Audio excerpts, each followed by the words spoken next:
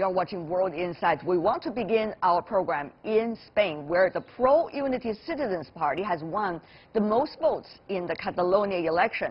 Citizens Party gained 37 seats with 25% of the vote, but the pro-independence bloc, consisting of 3 parties, kept an absolute majority in the 135-seat regional parliament. So it's unclear what is next after this. Before our discussion, take a look at this package.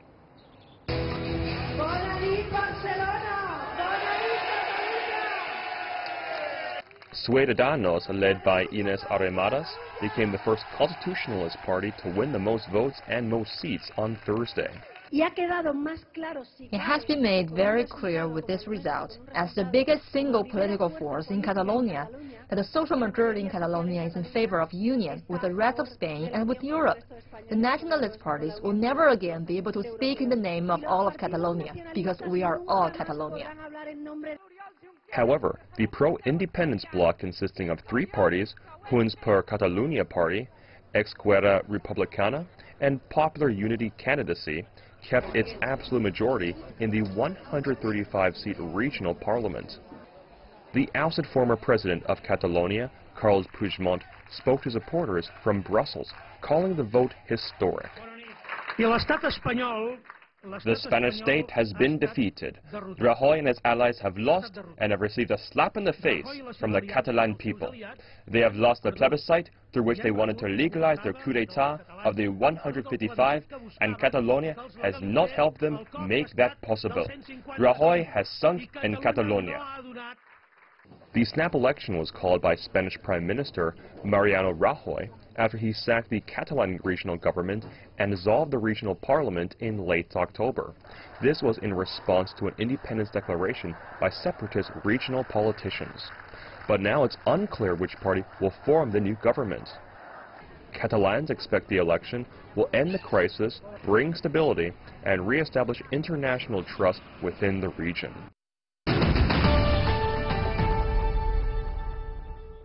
Before our discussion, let's check with our correspondent in Barcelona, Alan Goodman. Al, welcome to the program. Help us understand, with the latest result coming out, how is the public in Catalonia that you are interacting with been reacting to this? Well, we've interacted with people on both sides, and the society is right split down the middle. If you look at those results from the Thursday elections, even though the pro-independence parties got a majority of the seats in Parliament like they did in the elections 2 years ago, the other parties that do not favor independence actually got more of the popular vote. Now, how come they came up with more seats in Parliament? Because of the voting system here. It allows these parties to concentrate their votes, especially in the provinces around Barcelona, the capital of Catalonia, where there's more independence fervor in the provinces than here in the big city of Barcelona and other major cities right around. So we've talked to people on both sides. They're either joyous or they're kind of disgusted. Right. We understand that the leaders of some of the pro-independence parties are actually outside the country. They're either on exile or some of them even in prison.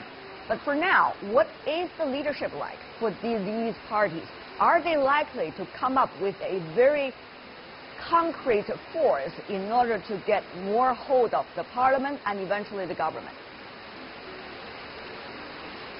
Well, the parliament will meet in January to try to vote in a new president. The problem for the pro-independence parties, they have a very slim majority, just a couple of extra seats that makes their majority. The problem, as you just mentioned, is that 8 of their elected leaders are either in prison in Madrid on charges of rebellion because they led this independence push unilaterally, which is not allowed by the Spanish Constitution, or they're with the ousted president, Carles Puigdemont, in Brussels. And if they come back, Mr. Puigdemont and 4 aides who are with him, as soon as they come back into Spanish territory, they'll be arrested and they'll be taken up to pretrial prison on those same charges in Madrid. So does the math inside the parliament allow these people to carry on this majority? Well, we've heard this morning, for instance, that these people will stand down and other people lower on the electoral list will take their place. Would Mr. Puigdemont do that?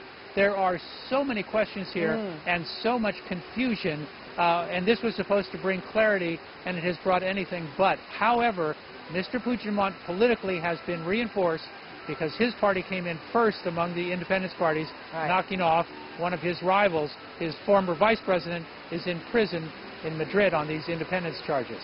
Our very own Alan Goodman in Barcelona. Thank you so much, Al. Now let's go to our panelists for Catalonia Parliament election. We are joined in London by Iain Begg, who is a professor at the European Institute with the London School of Economics, where he co-directs the forum which is researching the future of Europe. In Barcelona, we have Isabel-Helena Marti, who is a member of the Catalan National Assembly. I want to welcome both of you. We have voices coming from inside Catalonia and also from outside. First of all, Ms. Marti, are you surprised of the result? From the result to the next step, what are we talking about here? Well, good afternoon, first of all. I'm very happy to be here with you. No, answering your question, I'm not surprised at all about the results. More than 80% of Catalan people in a clear way had demanded a pro-independence, a self-determination referendum, more than 80%.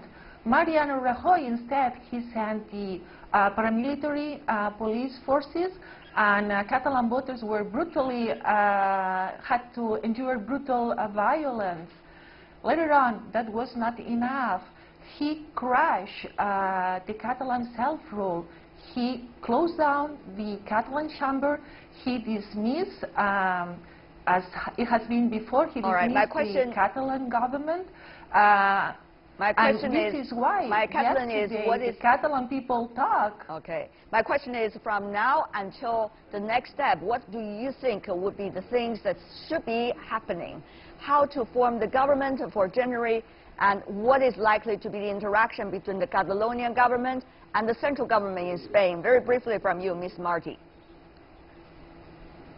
Yes, Mariano Rajoy suffered a very humiliating, a very severe defeat yesterday, and the pro-independence and the legitimate Catalan government has been legitimized or re-legitimized again. So what's going on is that we'll have a renewed mandate, and the pro-independence parties will manage to get an agreement and rule the country again. All right. That's what will happen next. Of course, one could tell very clearly that Ms. Marti is very much on the pro-independence stance. Let's go to Mr. Begg about this. Was it a mistake for the Prime Minister to call for an election of the Parliament inside Catalonia? Obviously, the result very much goes against the original assumption. Yes, and I think that what it exposes is the deep divisions, not just in Catalonia, but in Spain overall, about how to deal with this very tricky problem. Rajoy stepped in a few weeks ago because he was concerned about secession by Catalonia, where it would break away from Spain. And that matters for the rest of Spain, not just from the point of view of territorial integrity, but also because Catalonia is a net contributor to the public finances and strength of the Spanish economy. So he couldn't really afford to lose Catalonia. And yet, on the Catalan side, what you see is a complex mix of voting patterns. You get some areas, particularly towards the French border, where it's very strongly pro-nationalist. Barcelona, where there's a substantial number of immigrants from other parts of Spain, is much less in favor of independence. So it's all going to be very complicated to deal with. It is very complicated. If you take a look at the makeup of the economy, Catalonia's elections are important because more political uncertainty could weigh on and the economy as well. Spain's economy, it is 16% of Spain's population live in Catalonia and produces 25% of Spain's export, 19% of Spain's GDP, 20% of foreign investment. So you can see Catalonia, important region of Spain. Here is the thing, Ms. Marti, since you're from the pro-independence camp, let me ask you, do you think there's any chance that the Spanish central government will allow Catalonia to go independent while Catalonia is contributing so much to the overall economy and to the overall land of Spain? Is it ever possible? Well, first of all, I don't think he should allow or not that's the central government, right? Their future. I think we are entitled because we are a 21st century democratic, European democratic country. So it's up to the people to decide whether or not they want to become an independent country. It's not up to the Spanish government or the Popular Party to decide whether or not we're entitled to do that. We own our own future. That's the first thing. Second of all, precisely from an economic point of view, it makes lots of sense, the independence of Catalonia. And that's an important, not the most important, but that's one argument in favor of independence. We have a big problem here of the money that is collected in Catalonia. At least 16,000 million euros each single year disappear, never come back. Madrid collects the taxes, and this amount of money never comes back here. There is important lack of vital, very important investment in infrastructures, and our economy is resenting this lack of investment from Madrid. So precisely from an economic point of view, it's very, very important that Catalonia has control of itself. From all the point of view of the Catalonians themselves, but Professor Begg, when it comes to secession, which is a topic that the central government in Spain have been talking about a lot, is that when a region of a country is seeking independence, there has to be two sides of the story. One is, quote, a vote within that region, which would, in a way, express what people want. But on the other hand, there has to be a referendum nationally, which you see in Canada, for example. You also see in some of the other countries when one part of the country wants to seek independence. And when the two results coincide with one another, that's when a region of a country could eventually claim independence. Professor Begg, do you think the previous practice of this could still work this time? Well, I think what you correctly expose is the difficulty of deciding things by referendum. Now, in this case, the elections are different. They brought to power, well, may bring to power a pro-independence coalition. But we've had that elsewhere, for example, in Scotland, where there has been a pro-independence regional government in Scotland, and yet it doesn't necessarily lead to the independence of the state from the rest of the United Kingdom. So I think you have to be very careful about looking at how different electoral systems affect this pro-independence demand, and also pose the question of whether the real solution to this is not so much independence, but a much greater degree of autonomy for the region which is agitating for independence. One of the solutions in Scotland was to say, let's give them more public finance autonomy. Yes, I'll go into those details, but Professor, when you talk about the electorate system, what about your observation of the Spanish electorate system and the Catalonia electorate system? Is it really going to help us understand better about how things is likely to be done and should be done? Professor Begg. Well, with difficulty, because Al made the point in your package that the Catalan system results in a disproportionate number of seats going to the Independence Party, even though they won a minority of the popular vote. Now, we've had this elsewhere. Even Trump has been elected on precisely the same sort of formula. That's right. So you have to look at the detail of things to work out what it's telling you about what people actually want, as opposed to what the immediate political outcomes are. Ms. Marti, is the issue of autonomy a better option for both sides? Wouldn't it be a better option than coming out with nothing, Ms. Marti? Well, a few years ago, the pro-independence movement was not majoritarian like now. What happened all those last years is precisely a lack of dialogue and a lack of political will to reach an agreement. Mariano Rajoy's inflexibility to try to deal in a democratic manner with the ongoing demands of the Catalan people have been making this problem more and more steep. That's at the end, the problem. I don't agree that we should see the problem in terms of the electoral law, because this is a political problem. And this problem should be, or this conflict should be solved through political means, through dialogue, through talks. And this is what has been lacking from the very beginning for years from the Spanish government side. So what we need right now is Mariano Rajoy to sit down with no conditions and to talk to the Catalan people and try to understand, to listen to people and to reach an agreement. Because this is about democracy, this is about politics. But Ms. Marti, here's a technical issue, probably even more than a technical issue. When you say the Prime Minister should sit down with the Catalonian people, who are the Catalonian people you are referring to? Is that the pro-independence camp that you're talking about? Of course, he's going to hear one side of the story. Or is it somebody else?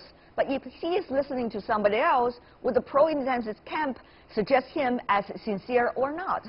Ms. Marti, so when you say Catalonia people, don't forget, the Citizen Party still get 35% of the vote. Well, we just went through an elections yesterday, and there was a very high turnout, 82%. So the results of yesterday's election are a very clear picture of the political preferences of Catalan people. And it was very clear that there was a renewed pro-independence popular mandate, because there is an absolute majority now in the Catalan parliament. And from that parliament majority, it will come out a legitimate Catalan government. Those people will be the ones that will represent the will of the Catalan people. As all governments all around the world, Mariano Rajoy has not an absolute majority, and he's the one that represents the Spanish state. And that's the same for the rest of the world. So that's exactly the case in Catalonia. Our legitimate government, which comes from an absolute majority of pro-independence political parties, is the one that represents the Catalan people. We need to have the other side of the story. Professor Begg, there are several things. One is, it seems that from Ms. Marti's suggestion, a lot of fire is targeting at the current Prime Minister of Spain about his way of doing things, his way of dealing with the so-called pro-independence. Second thing is about how the government in Catalonia eventually is going to be formed. Will there be more ups and downs before the government eventually come into being in January? Thirdly, how will the international community, including the European Union, react to this? Will they have an impact on what's going on in Catalonia and also in Spain? We could say it's internal affairs, but don't forget, this could set the precedence for many other European countries which could have similar issues. So, Professor Begg, there seems to be a lot of undetermined factors over there. What do you make of these factors? Well, it's undoubtedly a mess. Let me start with your third question. I think the view of the European Union is pretty clear, which is that this is a domestic Spanish political issue, and it's not for the European Union to make any statements about it. And that's been endorsed as well by the two largest countries in the EU, France and Germany. Now, what creates complications in this is that Spain's domestic regional arrangements are very complex. They have different degrees of autonomy for different parts of the country. The Basque country has more autonomy than Catalonia has, but many other Spanish regions have less autonomy than Catalonia has.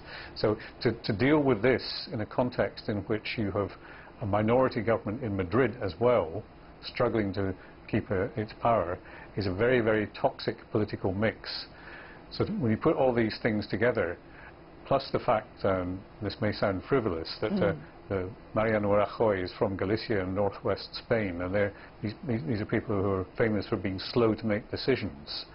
When you put all that together, I think it's not easy to predict until we see how the dust settles on this week's election, how it's going to move.